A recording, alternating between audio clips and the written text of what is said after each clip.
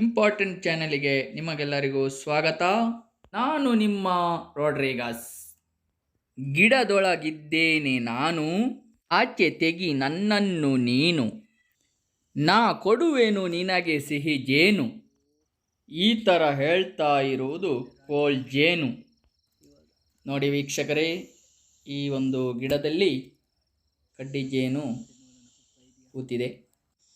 ಬೆಳಕಿಗೆ ನೊಣಗಳು ಹೊಳೆಯುತ್ತಾ ಇದ್ದಾವೆ. ನೋಡಲು ಗೂಡು ತುಂಬ ಸುಂದರವಾಗಿ ಇದೆ. ಇಂಥ ಸಮಯದಲ್ಲಿ ನಾವು ಮೊದಲನೆಯದಾಗಿ ಇದರಲ್ಲಿ ತುಪ್ಪ ಇದೆಯಾ ಎಂಬುದಾಗಿ ನಾವು ಮೊದಲು ನೋಡಿಕೊಳ್ಳೋಣ. ಒಂದು ಕಡ್ಡಿಯನ್ನು ತೆಗೆದುಕೊಳ್ಳಬೇಕು. ಆಮೇಲೆ ನೋಡಿ, ಈ ರೀತಿಯಾಗಿ ನಿಧಾನಕ್ಕೆ ನೊಣಗಳನ್ನು ಜರುಗಿಸಬೇಕು. ತುಪ್ಪ ಇದ್ದರೆ ಕಣಗಳು ಸೀಲಾಗಿರುತ್ತವೆ.